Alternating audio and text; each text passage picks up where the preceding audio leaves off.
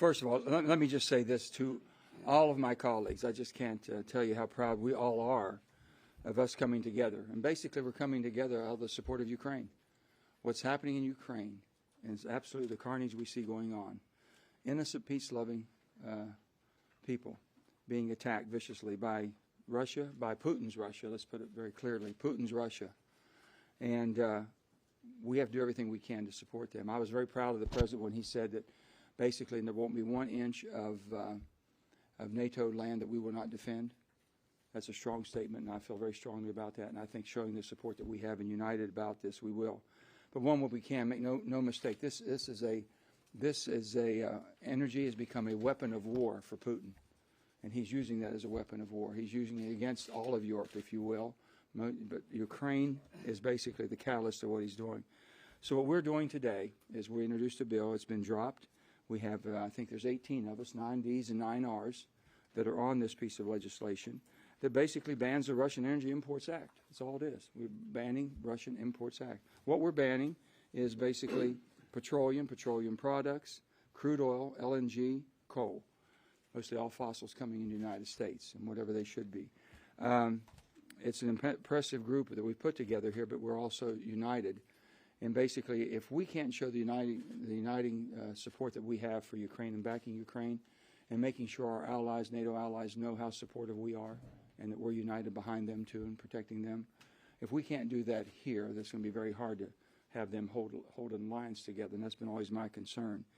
I've said this as a young person. I think I'm the oldest person here. No. Let me just say, I've never been more concerned since the Cuban Missile Crisis. As a young 15-year-old, I remember that vividly.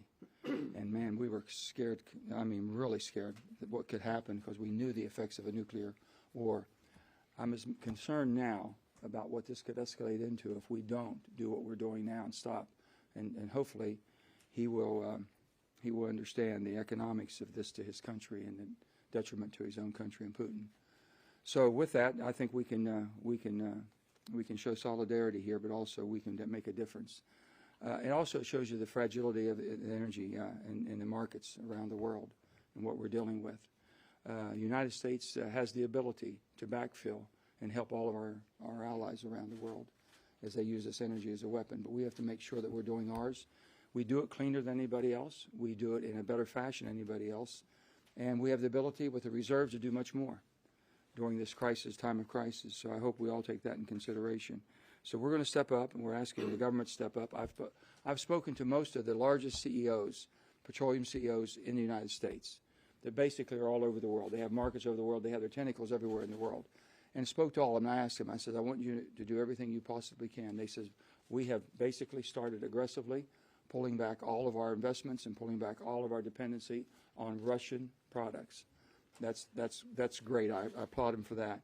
And I said, I need you to do something else. I need you to make sure you make a commitment that basically the United States economy and the citizens of the United States will not be impacted because of corporate profits or shareholders' profits, whatever it would be, during this period of time of crisis.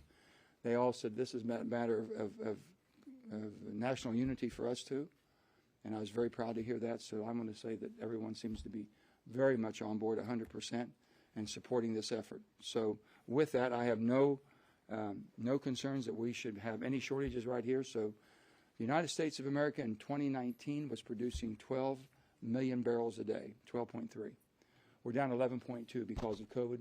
Market dropped off. We have no problem at all ramping back up with what we already have ready to go. So we can backfill that. We have a tremendous amount of LNG. We have a tremendous amount of gas that we can produce the LNG for. We're expanding on our exports as far as with our LNG terminals. Germany is putting 2 terminals to receive LNG, so they don't have to depend on Russia. And it's up to us to make sure that we connect all of that together. So without further ado, I want to thank one of our co-sponsors, one of our lead co-sponsors, and everyone you see here. This is a bicameral event. You have House members and Josh Gottheimer and Brian Fitzpatrick here. And then basically the group that we put together. So I'll bring Lisa Murkowski up at this time. And Lisa, if you will. Thank you. So it's good to be working with my buddy Joe Manchin on bipartisan things. There's been a flurry of bills that you have seen, ideas floated out there in the past week, bills that have been introduced. I think the difference with what you have here is this is bipartisan. This means it actually has some legs, and the fact that it is bicameral as well, I think, is one of the reasons why you've got so many folks that are gathered here today, because this is actually something that can make a difference, that can get Putin's attention. Senator Manchin has used the words, Putin is not afraid to weaponize energy. He's been doing that. We've seen it all along into this lead-up. And there's been an approach and a policy from this administration that says we don't want to do that. We don't want to put that on the table. Well, I'm sorry, sir. It's already on the table, and it's been put on the table by Putin. And so what can we do to respond? Well, I will tell you today, our message should be pretty clear and pretty simple. No more Russian energy should come into the United States for the duration of this bloody, horrifying, and unprovoked war against Ukraine.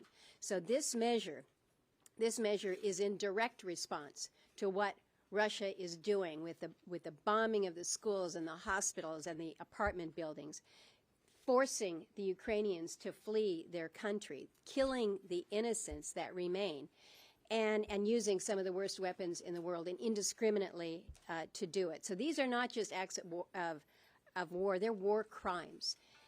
And there should not be a single additional American dollar allowed to finance these atrocities. So the president has said, I'm going to use every tool in the toolbox. Mr. President, this is a tool. This is a tool. The one tool that might just force Vladimir Putin to sue for peace here. So we've got an opportunity here to address this. We in this country can move today to ban Russian energy imports. So we know that we've been bringing crude oil, Russian crude, into this country and oil products.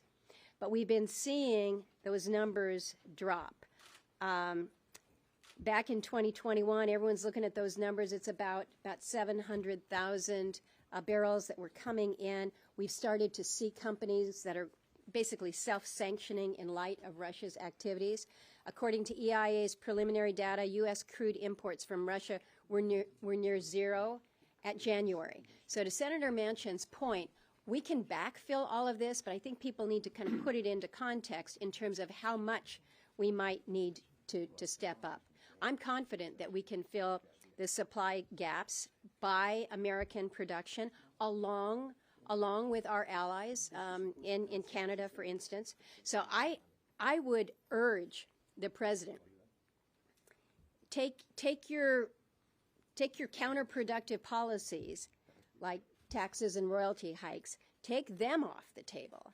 Give the industry the confidence that it needs to be producing more.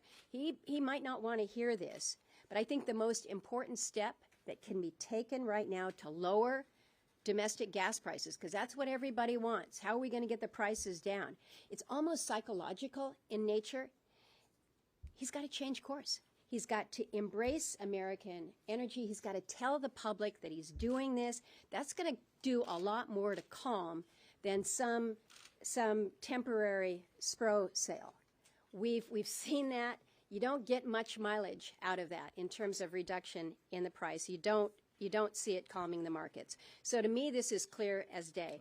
We are not going to send Russia any more U.S. dollars to help them kill innocent people. This bill will do it. It's bipartisan, it's bicameral, and it needs to move, and it needs to move today. So let's go to the other side of the House here. Josh Gottheimer. Thank you very much. Thanks, Lisa. Thanks for inviting us over. We will leave within a half hour. Don't worry. Thank you, Joe, for inviting us, and Lisa. Thanks very much. And it's great to be with all my colleagues and with Brian Fitzpatrick, who's co-chairman with me of the Problem Solvers Caucus. You know, in times of great distress at home or abroad, we have always done best when we've stood together as one nation with our allies. As Putin's forces continue their brutal invasion to the Ukraine, the United States must stand strong against the Russian dictator. So we're joining together today to cut off Putin's largest revenue source and to support America's own energy independence and security. And we're joining forces both across the aisle and, as Lisa said, across both chambers to lead bipartisan, bicameral legislation to ban Russian oil and petroleum from being imported to the United States. And as we're announcing today, and as I'm here with Brian Fitzpatrick, who I mentioned as co-chair of the Problem Solvers Caucus, we plan to bring, not only lead in the charge in the House, but of course to bring it to the Problem Solvers Caucus for consideration. We've already taken critical steps. The Commander-in-Chief has responded quickly and aggressively to the conflict, rallying together with our NATO and democratic allies, helping build an international coalition to counter Russia, support Ukraine, and protect democratic values. We've shut down Putin's access to assets in the United States and sanctioned Russia's major banks. Important first steps, but to truly deter Putin, we need to do more.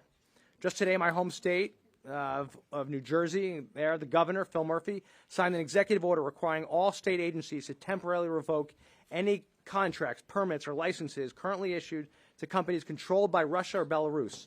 This is the type of impactful action we need. But now, despite widespread condemnation of Russia's actions, the United States must do more. And we have to continue to do more to import as well more than 500,000 barrels of oil each day. That must stop immediately. By banning the import of Russian oil here in the United States, we have the opportunity to work with our allies to stabilize the energy market across the world, safeguard our nation's energy security, and boost our own energy independence. It's time to ban all imports of Russian oil. And the U.S. and our allies have already announced the initial release of 60 million barrels of oil from the Spro. Obviously, we've got to do more. Now's the time to act together, here at home and with our allies abroad, and ban imports of Russian oil. And we stand strong. We're glad to hear positive feedback from the Speaker on this effort. This is a moment for people who love democracy at home and around the world to unite, and that's what we must do as Democrats and Republicans here in the greatest country in the world. And now I'm very honored to introduce my co-chair of the Problem Solvers Caucus, Brian Fitzpatrick. Thanks. When it comes to Ukraine, I think we all can agree that we have a collective similar feeling, and that is pit in the stomach. How is it possible that in the year 2022 we could be witnessing what we're seeing on TV, things that we thought were permanently relegated for the history books? My last international assignment as an FBI agent was in Ukraine. I lived there. Those are my friends that are under assault right now. And it's there where I will be flying tomorrow afternoon to go to the Poland-Ukrainian border to be with some of them. And this is one of the things we're going to be talking about. As my colleague said, there should not be a single dime, not a single cent of taxpayer dollars funding Vladimir Putin's murder machine. And it's a very simple concept. It's one that's overwhelmingly bipartisan, as is evidenced in here. Speaker Pelosi today said she supports the concept of completely banning imports of Russian oil into the United States. This should not be difficult. I personally think we're going to be going a lot further than this, but this is a very, very good first step. I want to compliment and thank my friends and colleagues, many of whom we've worked together on some other very, very monumental pieces of legislation. This is really, really important to send a signal, not only to do what's right and not contribute a dime to Russia's economy, particularly when it comes to oil, but to send a message around the world that every single country should be doing this. We have to tighten the noose around Russia's economy if we want to continue to deter him from killing innocent, amazing, courageous Ukrainian citizens, many of whom, close to half, were born after 1991, after they won their independence. They know little of and want nothing of Kremlin rule. And we got to do everything we can, as my colleague said, in our toolbox to make sure that we stand behind them unequivocally and unapologetically. Senator Tester from Montana. Thank you. It's been said already, Putin has weaponized energy. I don't believe this country should be importing anything from Russia, but the fact of the matter is energy is something that Putin depends upon for his finances, and he's depending on it to fight this war in Ukraine. We see the tragedy that's happening in Ukraine for the last week. It is the very least that we can do to stop any energy imports into this country. I think it will have a dramatic effect, and it will send even a bigger message that the United States is in this with the Ukrainians for the long haul. I just want to thank Joe and Lisa for bringing us together. We almost got the band back together, guys. I know, looks good. But thank you very much. If I could see, I'd tell you who's next. And John. We'll talk Portman, it says. Who's up there? You're up there, buddy. Oh, me? Okay. So Nancy Pelosi is with us, which made me wonder, what am I doing? She's right. Putin brings everybody. Yeah, listen. You've done something Putin nobody else could do. And so I want to thank Joe and the whole squad up here for getting us behind an idea that's long overdue but not too late. So this will be a significant blow to Putin's war machine. A crippling blow would be if other countries would follow our lead. So here's my call. Listen to what we're doing here in America and follow us to the extent you can. Lisa mentioned suing for peace. Putin's never going to sue for peace. How does this end? Eventually, the Russian people are going to have to decide to get rid of this guy. As long as he's your leader, you're going nowhere. The world has turned a blind eye and a deaf ear to war crimes and murder and thievery for the past 20 years. The Ukrainian people have broken that cycle. None of us are going to treat this like Syria, which was a disaster, where we pump our, beat our chest and forget about it. This is about to become an insurgency. Cities will fall, but the Ukrainian people will not fall. So this is an emergency declaration. It's a really smart idea, Joe. This is a national emergency. We're going to suspend Russian imports of oil during the emergency. Well, I'm here to tell you this is going to go for a very long time. This won't be weeks. This could be years. And what I hope will happen over time is that the world will follow our lead here. If you hit him in the energy, the oil, gas sector of his economy, he will fail. Never in the history of warfare has a bad guy been so exposed as Putin is today. The revenue from oil and gas keeps him afloat. If we can isolate the oil and gas sector, produce more here at home, that will do more to end this war than any single thing I can think of. Rob? We have John first. John Hickenlooper. And then Rob. Well, I'd like you to echo the gratitude of everybody to getting the band back together again. Yeah, Thanks, the band. Joe and Lisa. You know what? In 2021, we imported about 700,000 barrels of Russian petroleum products per day. At present prices, that's pretty close to $75 million a day. That's going to fund their war machine. And I think the U.S., as the leader of the free world, and I'm old enough, Joe, remember when we used to talk about America leading the free world? Well, one thing you can certainly say about Joe Biden is he has unified the free world in a way that has never happened before. NATO's never been so unified. Switzerland is now on board with this. And I think if more people figure out that they can follow America's lead in banning the import of Russian oil in response to Putin's heinous actions, it will make a significant difference and will accelerate the end of this tragedy. My beef, and I have a very good friend in Denver who did 2 years in the Peace Corps in Ukraine. So he's been talking to me for the last several months. And the beef is not with the Russian people. It's with Putin. And I think the sooner the Russian people recognize that the world is against their leader, that that opportunity will come and there will be a change. But until then, we've got to do everything we can in this country to make sure that we cut off those imports. It's going to accelerate the transition we're already seeing from into sun-driven energy and wind-driven energy, water-driven energy. That acceleration is only going to help make us more independent from these types of situations. Anyway, who's? Rob.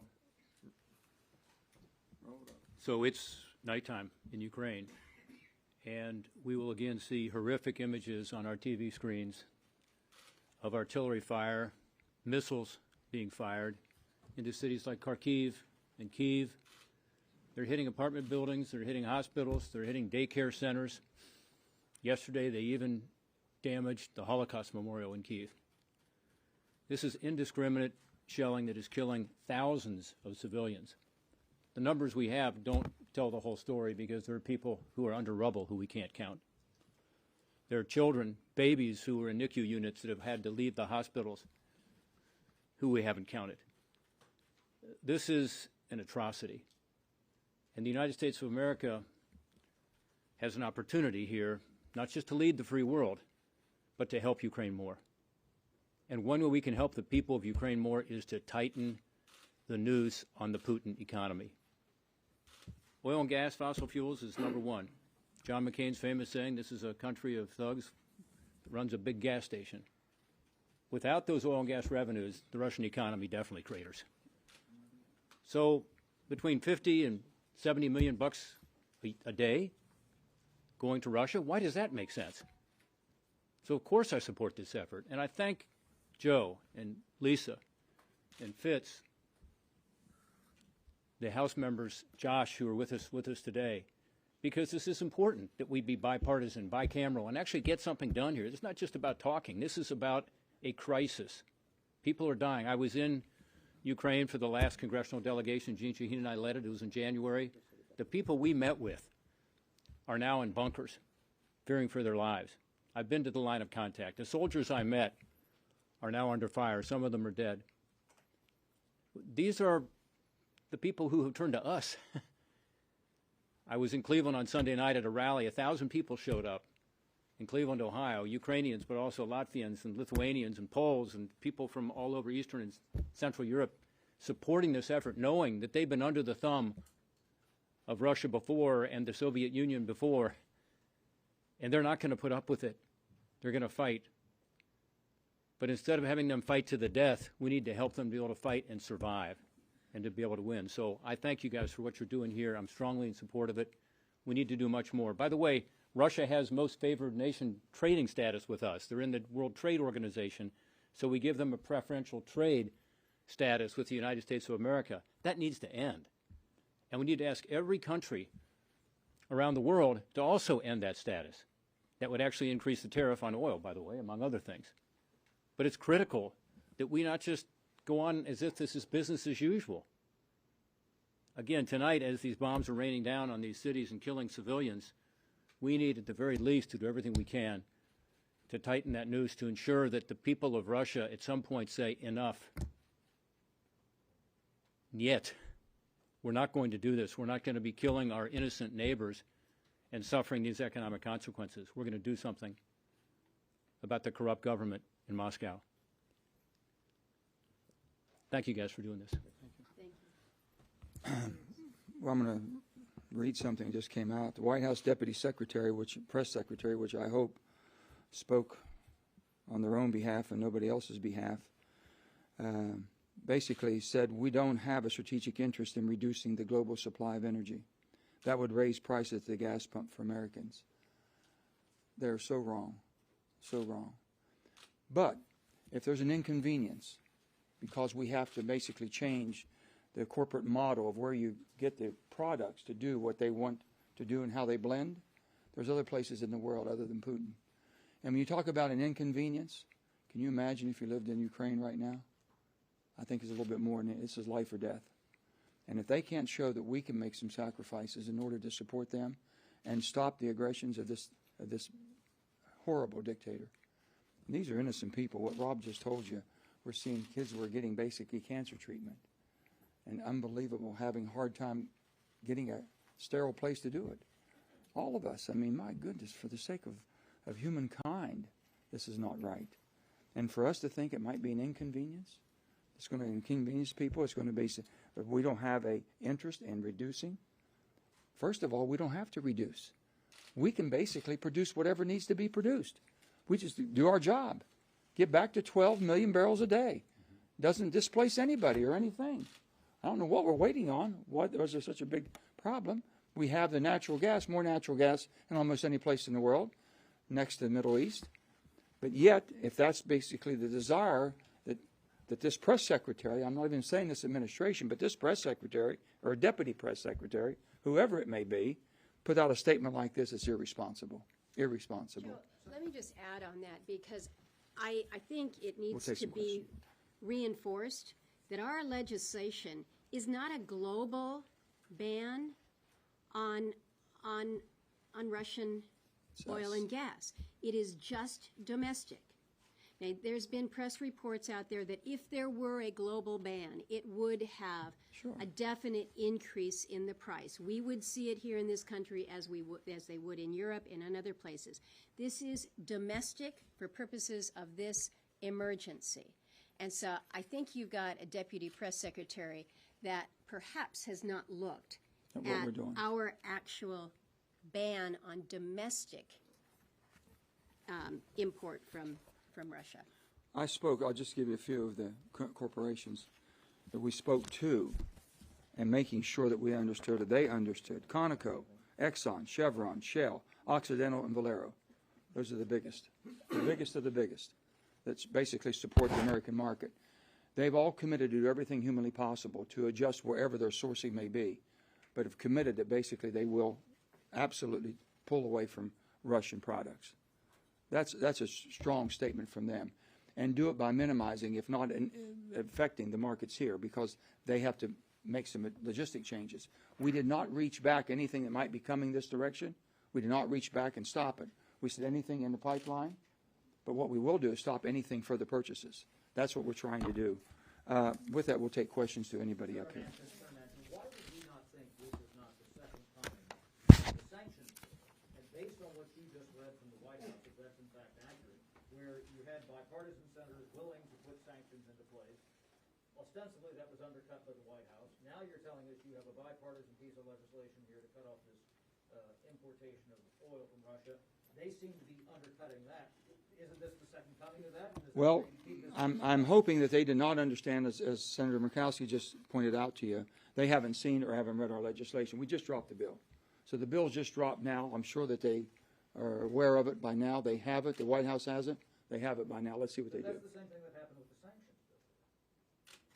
And that's why that backfired. Well, let me just, the sanction, I'm not going to say that the strategy that was used there, I'm sure Lindsey can speak to it because he's involved on a day-to-day basis. But as I understand that the sanctions, and the reason they were trying to put basically the coalition of NATO. In order to do that, they didn't want to basically get ahead of them. They want everybody on board. Once Russia did what they did in the invasion of Ukraine, then they were able to move. That's what I'm understanding. This is different than that. This is absolutely different. And think about what has happened since kind of the deal fell apart, where there was supposedly a bipartisan deal, and then the White House comes in and says, no. That was 10 days, 12 days ago. Think about how the world has changed.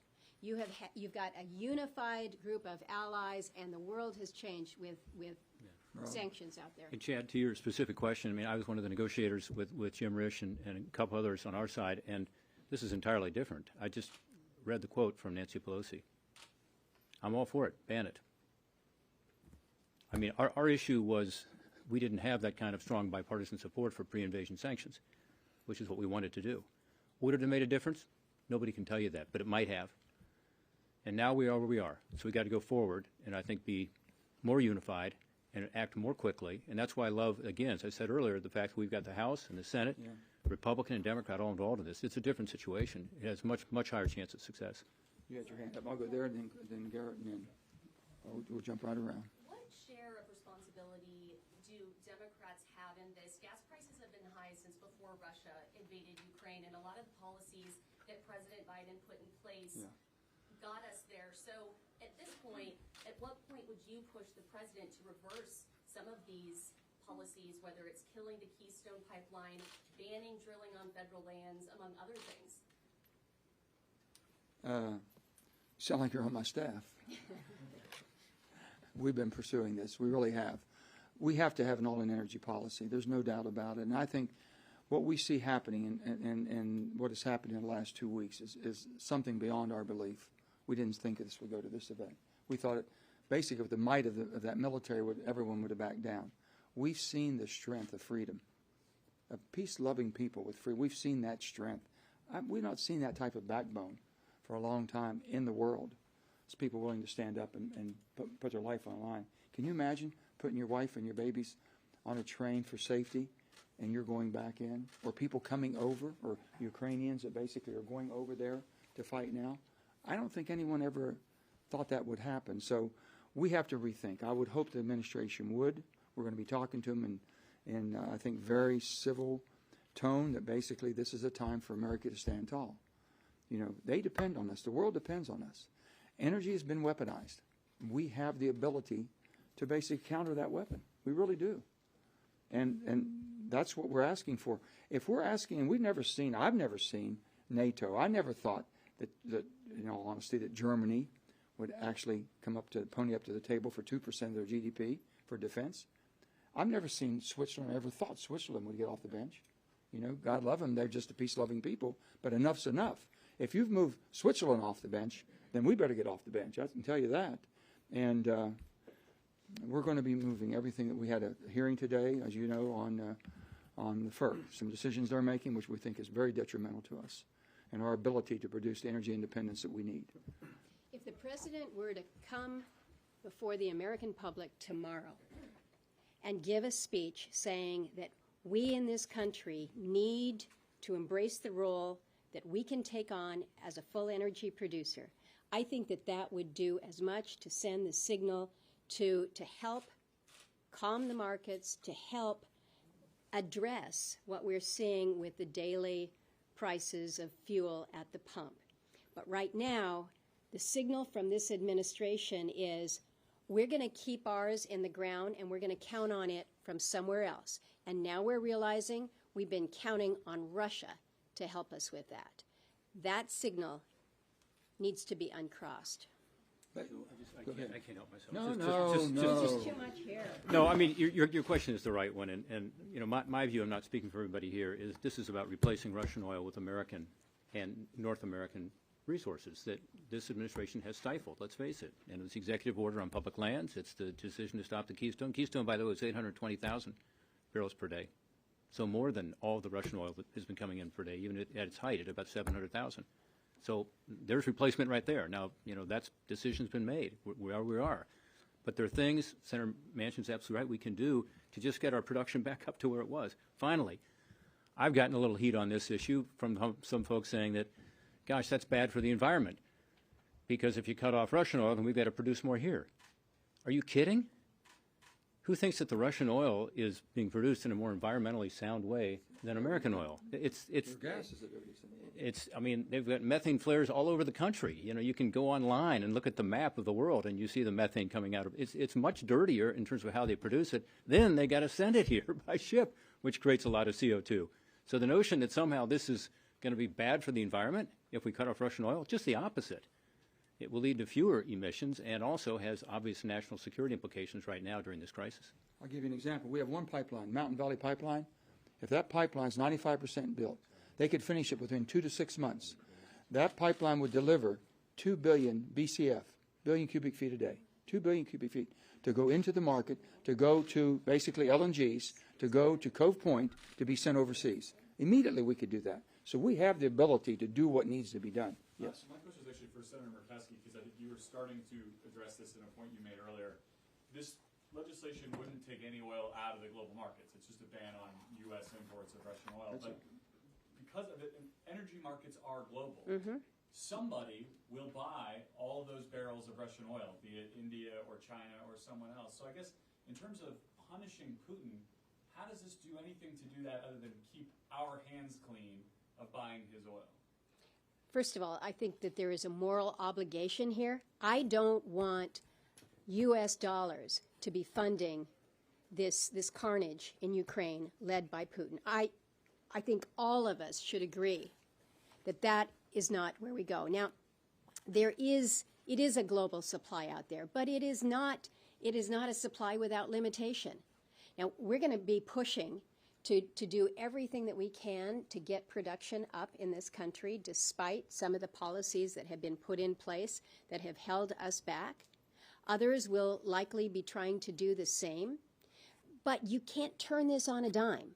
And so in the meantime, you're going to see around the globe pinch points.